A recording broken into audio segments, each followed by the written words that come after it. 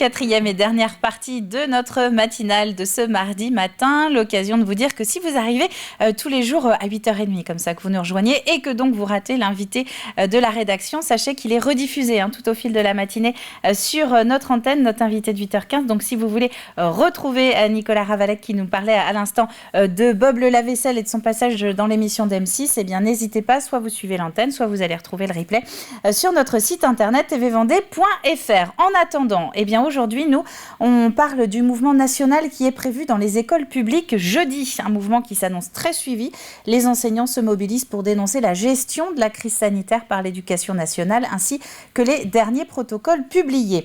Nous parlons aussi de nos coquilles d'huîtres de fête. Direction les coulisses d'Alégina, une jeune entreprise qui est installée au Poiré-sur-Vie, qui les transforme en porcelaine, un procédé innovant que nous avons pu découvrir. Et puis, nous allons profiter de ce début du mois de janvier pour faire une sorte de best-of dans la chronique Coup de pouce aux assos. Alexandre Debray en a retenu 2 qui ont toujours besoin de vous. Mais avant tout ça, un petit coup d'œil à la météo avant d'avoir toutes les infos tout à l'heure avec Fanny après le journal. La fin des averses, donc c'est normalement pour ce matin. Donc courage, on tient le bon bout. Averses sur l'ensemble du territoire jusqu'à midi, sauf du côté du sud-est vendéen. C'est par là, vers la Châtaigneraie, qu'arriverait le soleil. Cet après-midi, la pluie, donc justement, quitte définitivement la Vendée par le Marais breton. Je m'en écarte du micro, je sens que je vais avoir des remarques.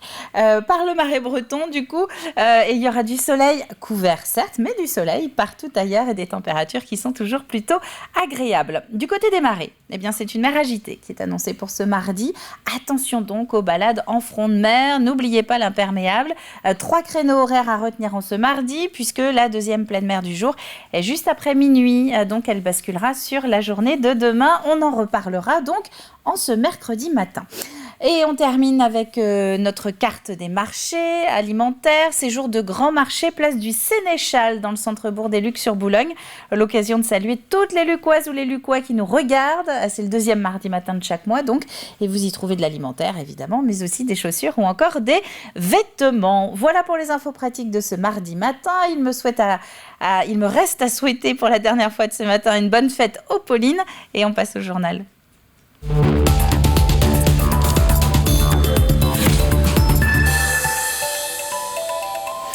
Et nous commençons donc avec le mouvement prévu jeudi dans les écoles publiques. Mouvement lancé à l'appel de l'intersyndicale du secteur pour dénoncer un protocole, je cite, inapplicable depuis la rentrée de la semaine dernière face à l'épidémie de Covid.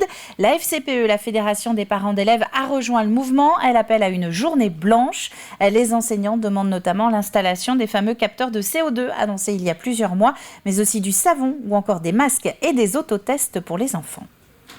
Quand vous apprenez le dimanche à 18h, souvent d'ailleurs après les médias, comment il va falloir faire l'école le lendemain, c'est compliqué. Et dans une semaine, la semaine dernière, on a changé quand même 3 fois de protocole.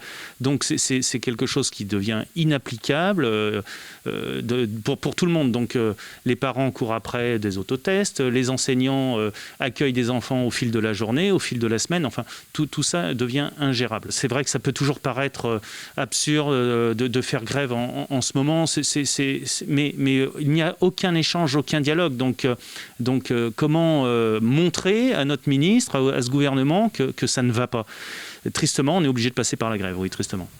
Et hier soir, depuis l'enregistrement de cette interview, donc sur le plateau du JT de France 2, le Premier ministre Jean Castex a annoncé un assouplissement du protocole dans les classes. Les autotests seront désormais pris en compte, seront gratuits. Les enfants n'auront donc plus à réaliser des tests PCR ou antigéniques pour pouvoir retourner en classe.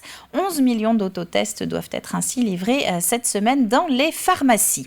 Du côté des salariés, c'est la règle du télétravail, au moins 3 jours par semaine, et pour ceux qui le peuvent évidemment, qui est toujours en vigueur dans les quartiers d'affaires. Peu de circulation donc depuis quelques jours, et ce sont les restaurateurs qui sont de nouveau confrontés à une baisse de la fréquentation, notamment ceux dont la cible est justement la clientèle de bureau. Cet exemple avec Alix Solano. La salade, le jus d'orange et la salade de fruits. Hop, tac, et on y va. Lise Guédon démarre ses livraisons. La gérante du Green sur mesure a développé ce service en plus pour s'adapter à la crise sanitaire. Chaque jour, du lundi au vendredi, elle livre donc ses clients, généralement sur leur lieu de travail. Mais depuis le retour du télétravail obligatoire 3 jours par semaine depuis début janvier, l'activité a bien baissé. Là aujourd'hui on a fait 6 km en livraison alors que d'habitude on est plutôt à 12-15 de moyenne et on arrive à monter à quasiment 400-450 km par mois. Donc c'est très variable et c'est vrai que là depuis le télétravail c'est divisé par 2. Il faut dire qu'en s'installant par choix dans cette zone de bureau, Lise visait principalement une clientèle d'actifs. L'activité de son restaurant de produits frais, locaux et de menus à composer soi-même est donc directement liée aux mesures gouvernementales. On faisait, on va dire 75 clients de moyenne par jour et aujourd'hui on est à 45. À chaque fois que le gouvernement impose du télétravail, on baisse son activité et après on repart. Lise reste néanmoins très motivée et pas si facile quand on pense qu'elle a ouvert son restaurant en janvier 2020 et n'a donc jamais réellement connu d'activité normale. Depuis 2 ans, pas du tout. Je ne sais pas ce qu'est une activité normale. On a fait que des dents de scie pour une activité qui est en démarrage, donc on n'est même pas encore en rythme de croisière, on est toujours en croissance et donc avec les charges fixes, que ce soit les loyers, que ce soit l'électricité, ça c'est des grosses charges, les salaires forcément aussi, il faut pouvoir les payer quoi. Et une activité en dents de scie sans arrêt, c'est dur. D'autant plus dur qu'à l'heure actuelle, elle ne peut plus compter sur les aides financières du gouvernement. Nous, on veut travailler, on veut être actif, on veut pouvoir aussi accompagner les clients qui, eux aussi, n'ont pas le choix que de travailler. Donc, on veut répondre à cette demande-là. Malgré tout, l'activité, elle a quand même bien chuté et que les aides, pour l'instant, on n'en a pas. Aujourd'hui, la prise en charge des coûts fixes n'est possible que pour les établissements qui perdent plus de 50% de leur chiffre d'affaires. Après 2 ans d'incertitude et de fermetures épisodiques, le retour du télétravail est un nouveau coup dur pour les restaurateurs. La mesure est pour l'instant mise en place jusqu'au 24 janvier. Un mot à présent de ce deuxième cas de grippe aviaire relevé dimanche dans le département. Cette fois-ci, ce n'est pas à Beaufou, mais c'est un élevage de canards à Saint-Hilaire-des-Loges, à l'est de Fontenay-le-Comte, qui en a fait les frais. Les 15 000 canards présents dans le bâtiment infecté ont été abattus. Une zone de protection de plusieurs kilomètres a été mise en place autour de l'élevage. À l'occasion de rappeler que les particuliers sont également soumis aux mesures actuelles de protection contre l'influenza aviaire, à savoir l'enfermement obligatoire des poules, par exemple, si elles sont en liberté dans votre jardin, ou encore l'interdiction de rassemblement d'oiseaux captifs. Direction l'île de Noirmoutier à présent. La communauté de communes se lance dans l'élaboration de son plan local unique santé sociale. L'idée, c'est d'essayer de faciliter les échanges entre les différents acteurs de ce secteur pour que l'accès ensuite aux soins et aux services soit plus simple au grand public. Au cœur des préoccupations, il y a évidemment le manque de médecins qui nous conduit parfois à ne même plus chercher un professionnel pour être soigné. Une population qui est en souffrance et qui ne prend même plus la peine de prendre des rendez-vous parce qu'elle sait qu'elle n'aura pas qu'il n'y aura pas de suite, c'est juste anormal. Enfin, on ne peut pas se contenter de ça. C'est pas possible. Donc notre rôle, nous d'élus, c'est de faire en sorte que notre population se sente soignée et en sécurité, qu'elle ait un accès aux soins comme dans toutes les villes. Donc il faut qu'on travaille, qu'on trouve les solutions avec les médecins, avec les autorités de tutelle. Il faut qu'on trouve des solutions pour améliorer cette situation. C'est notre travail d'élus. Nous avions relayé son appel juste avant les fêtes de fin d'année. La jeune entreprise Alégina installait alors une borne de récupération des coquilles d'huîtres à la Guittière. L'idée, c'est de transformer cette matière première en porcelaine. Un procédé innovant que l'équipe est en train d'affiner. Et maintenant que les fêtes sont passées, nous sommes allés dans les coulisses de l'entreprise pour voir ce que devenaient les coquilles récoltées. Grégoire de Châtillon. Un bac pour récupérer les huîtres consommées. Un peu plus loin, ces mêmes coquillages issus de zones ostréicoles vendéennes. Ici, la véritable perle de l'huître, c'est sa coquille. C'est des huîtres non consommées, donc c'est vraiment en fait quand les ostréiculteurs vont sortir les poches de l'eau notamment, il y a des huîtres qui vont être mortes en mer, donc qui ont déjà été nettoyées par la marée, les insectes, enfin les mollusques, etc. Et tout nous intéresse parce que pour nous, l'huître en fait c'est pas la taille qui nous intéresse, ça va être sa propreté et ça va être sa consistance, ça va être la matière dont elle est fabriquée. Donc que ça soit une petite ou une huître de 2 kg comme on a vu récemment, il n'y a aucun problème pour nous, on récupère tout. L'huître transformée en porcelaine, plus qu'une innovation, c'est une invention que l'on doit à Philippe Gaborio, l'ancien maire de la commune de Dompierre-sur-Yon, devenu entrepreneur. C'est la porcelaine qui s'appelle le Kaomer, c'est une porcelaine de la mer, c'est la seule porcelaine aujourd'hui sur le marché qui est conçue à partir de coquilles d'huîtres. La coquille est la matière minérale la plus présente dans cette porcelaine, et c'est vraiment la base. C'est-à-dire que quand on a conçu cette pâte à porcelaine, on part bien de la coquille qu'on va combiner, comme toutes les porcelaines, mais avec d'autres minéraux. Résultat, une porcelaine proche de la nacre, très blanche et transparente, à l'image de cette lampe de table positionnée à la lumière. Dans le laboratoire, une vingtaine de pièces est produite pour les arts de la table. Ici, la barbotine est versée dans un moule pour en faire un verre. Séverine Lemort est céramiste. Elle a rejoint l'aventure il y a quelques semaines. C'est une opportunité inimaginable. Là, on est au tout début d'une aventure et puis de la découverte en plus de plein d'autres process qui vont être appliqués à cette barbotine. Et cette porcelaine, elle est incroyablement belle. Le Caomer, une porcelaine née de la mer, made in Vendée. Et puis si vous êtes plus cinéma que théâtre, vous n'êtes pas passé à côté de cette info. Jérôme Commandeur était en Vendée samedi, première étape de sa tournée promotionnelle pour son film qui va sortir le 30 mars prochain. Il s'appelle Irréductible, un fonctionnaire des eaux et forêts à Limoges qui se retrouve face à une inspectrice ministérielle qui doit faire des coupes dans les effectifs de la fonction publique. Une comédie que le réalisateur et comédien s'emploie à venir présenter en personne pour rappeler qu'il y a une vie au-delà des visios et des écrans de smartphone. Plus qu'important, c'est aller voir les gens. Ceux qui nous regardent, ils ont tout à disposition, puisqu'ils ont la télé, les plateformes, la VOD, ils ont tout chez eux. Et du coup, de dire aux gens, moi c'est le message de mon film et de ma venue, c'est de dire ça vaut le coup d'aller au cinéma, ça vaut le coup d'éteindre le téléphone, d'être dans le noir, sans bruit, d'avoir un écran magnifique, une qualité d'image, un son. Et de choses qu'on a peut-être un peu délaissées, alors évidemment Covid aidant, mais de choses qu'on a un peu délaissées ces derniers temps, et de se dire non, c'est chouette de voir un film au cinéma, ça existe encore, on est là, on est résistant, et on a envie que vous veniez nous voir. Jérôme Commandeur, que vous voyez ici au cinéma Le Grand Palace des Sables-d'Olonne, il est ensuite allé à la rencontre des spectateurs de Saint-Gilles-Croix-de-Vie et de Challans. Voilà, on a fait le tour des infos de ce mardi matin. Nous allons passer au bulletin météo du jour. On va regarder ensemble ce que nous prévoit Fanny pour aujourd'hui. Retrouvez la météo avec les 258 établissements de l'enseignement catholique de Vendée. Bonjour à toutes et à tous. Fini la pluie, la masse d'air s'assèche de nouveau cette semaine avec le retour d'un flux de nord-est. Le soleil va briller pleinement en Vendée, mais patience, ce ne sera qu'à partir de mercredi. En contrepartie, les gelées reviennent en matinée. On regarde la carte de ce mardi 11 janvier. Le ciel reste nuageux tout au long de la matinée. Pas de jaloux, tous les Vendéens sont concernés. Côté température, pas de risque de gelée pour le moment. On attend un minimum de 5 degrés du côté de la Châtaigneraie, 7 degrés à Montaigu-Vendée, 8 pour les Sables-d'Olonne et 9 à 10 sur les îles. Dans l'après-midi, les nuages circulent toujours, puis progressivement, de petites éclaircies vont faire leur retour. Le vent souffle beaucoup moins fort que ces derniers jours avec une moyenne de 15 à 25 km/h seulement. Quant au mercure, on compte 7 à 8 degrés dans l'intérieur du département, 8 à 9 pour le bord de mer et 10 degrés sur les îles vendéennes. Allez, petit coup d'œil aux prévisions des 3 prochains jours.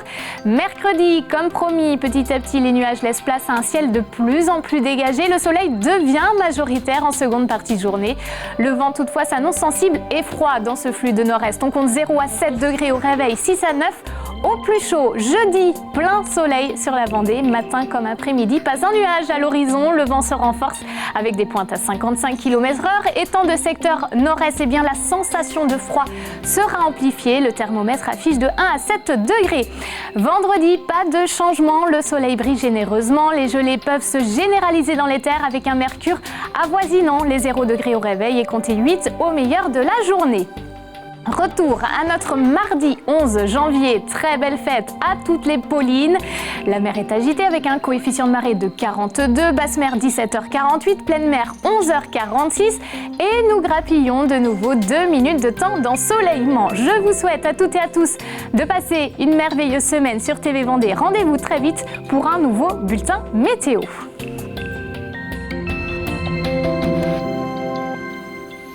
Merci Fanny. Il est 8h moins le quart sur le plateau de la matinale et il est temps d'aller plus loin maintenant sur un sujet d'actu. Avec notre plus de l'info, vous avez peut-être encore quelques bouteilles vides défaites qui attendent au garage à être déposées dans les fameuses bornes de tri. Mais est-ce que vous avez bien vérifié si elles n'étaient pas consignées ? Car depuis quelques mois, c'est effectivement le retour de la consigne avec le programme Bout à Bout. Regardez.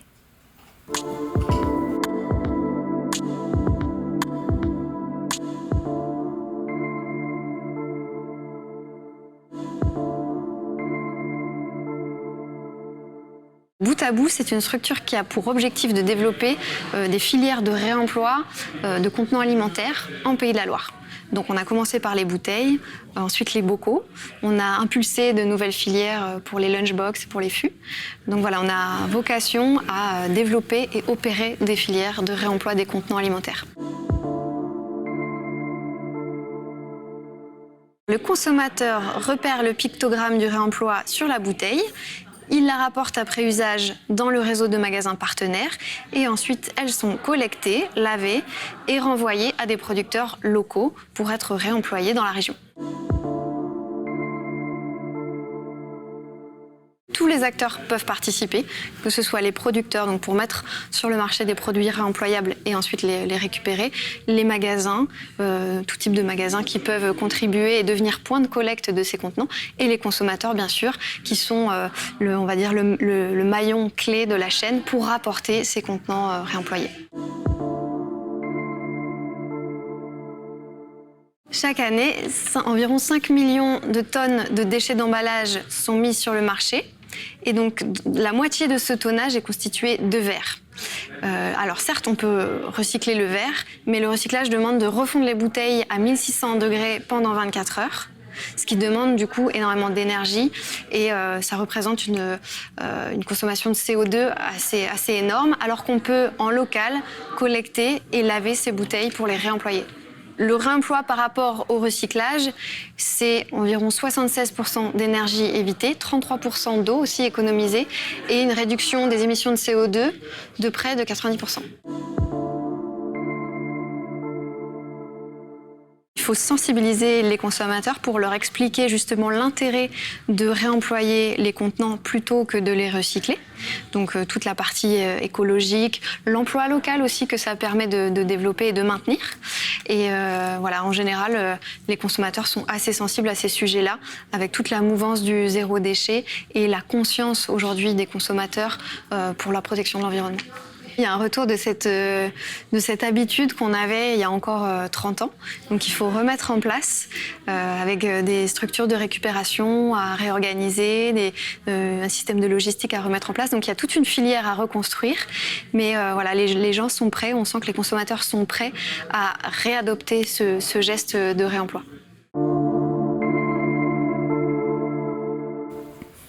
Et c'est un plus de l'info donc sur le retour de la consigne que vous allez pouvoir retrouver sur notre site internet. Évidemment, la consigne, c'est un phénomène ou un mode de tri que nous sommes nombreux à déjà connaître. On passe au coup de pouce aux assos.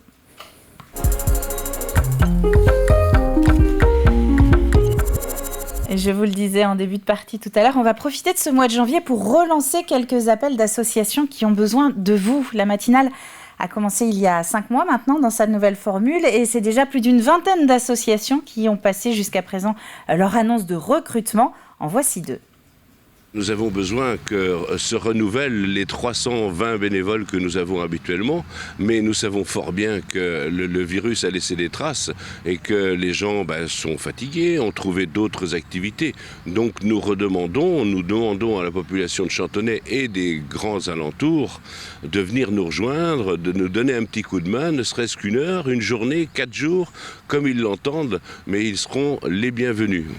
Et quelles sont leurs missions en 2 mots ? Alors, toutes sortes de missions. Ça va de l'inscription, ça va de la tenue du bar, ça va du nettoyage, ça va de la préparation des sandwichs, de la tenue des ravitaillements. Il y a un tas de postes où chacun des bénévoles qui veulent bien nous accompagner vont pouvoir se retrouver. Nous manquons de bénévoles parce que nous intervenons bien sûr dans les écoles, quand nous essayons de faire changer les comportements, il faut intervenir auprès des plus jeunes. Et nous intervenons notamment auprès des CM1, CM2, auprès des collégiens, car ils conduiront demain une voiture ou autre véhicule. Nous essayons aussi d'intervenir dans les entreprises, parce qu'il y a de nouvelles vulnérabilités, le téléphone au volant, mais aussi les addictions. En Vendée, nous sommes malheureusement trop bien placés pour le savoir. On a besoin de veiller à ce que les connaissances du code de la route soient remises à jour, de veiller à ce que les gens aient les bons réflexes pour qu'ils soient tout simplement, qu'ils puissent se déplacer le plus longtemps possible en sécurité. Donc ce que vous cherchez finalement, c'est des médiateurs pour expliquer, pour remettre en fait à niveau tout le monde ou alors faire découvrir la sécurité routière. Tout à fait. Et actuellement, nous développons par exemple des programmes pour l'utilisation de trottinettes électriques par exemple, ou la sensibilisation à l'utilisation de vélos à assistance électrique, mais aussi aux voitures actuellement sans boîte de vitesse automatique. Bref, nous intervenons avec tous les véhicules actuels auprès des gens. Et c'est une chronique à retrouver sur notre site internet dans la rubrique matinale. J'en profite pour repasser le message. Donc vous l'avez compris, si vous êtes vous-même à la tête d'une association, que vous cherchez de nouvelles bonnes volontés, eh bien n'hésitez pas à nous envoyer vos coordonnées sur casting@tvvendée.fr. Vous précisez que vous écrivez pour la matinale, le coup de pouce aux assos, et nous viendrons à votre rencontre. Il est l'heure d'ouvrir le programme télé.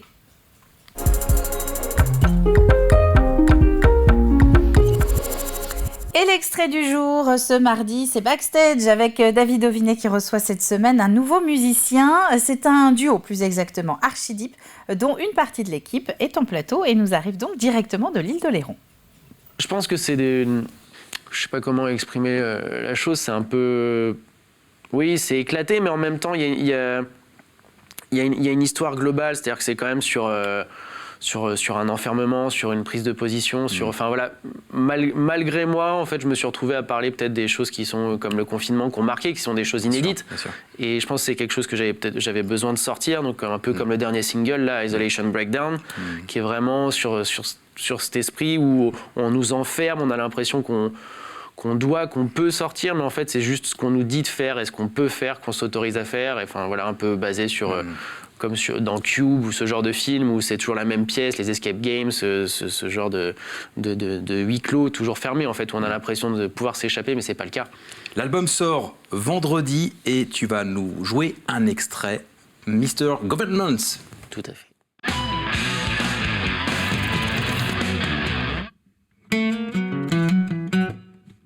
Born to lose in my shoes on a different cruise.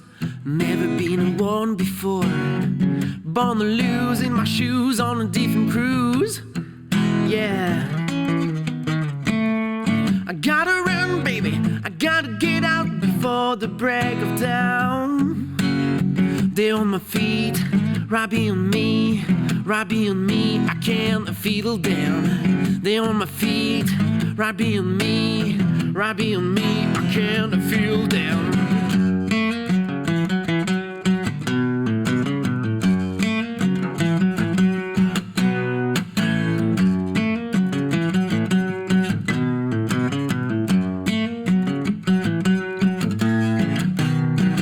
It's not a small game, honey. I got a big plan with their money. I gotta get out there and give it all. I gotta get out there and give it all. I gotta get out there before they run after me. I gotta get out there before they catch me. Mr. Government, there's nothing in my pockets.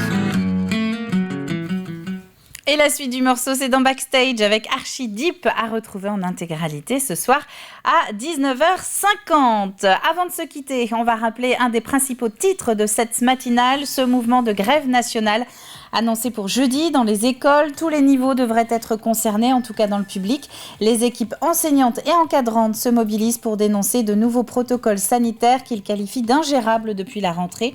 De son côté, Jean Castex a annoncé hier soir un assouplissement des règles. Les autotests seront désormais pris en compte pour les enfants au même titre que les tests antigéniques ou PCR. On fait une dernière fois le point sur le jeu de la matinale pour ce mardi.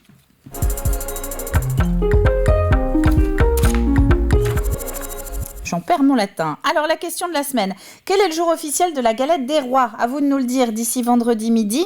À la clé, c'est le retour cette semaine, vous l'avez vu, du Vendée Challenge basket. 2 gagnants parmi vous qui repartiront chacun avec 2 places pour un match de la Nationale 1 de la saison régulière de l'équipe de Nationale 1 masculine. L'indice du jour. Si vous maîtrisez le calendrier républicain, eh bien c'est en nivose. Voilà, là-dessus, eh bien c'est la fin de cette matinale. Merci à vous de l'avoir suivi. On est un peu pressés, comme tous les matins. Voilà. On se retrouve demain dès 7h pour un rendez-vous début de journée ensemble. Très bon mardi et à demain.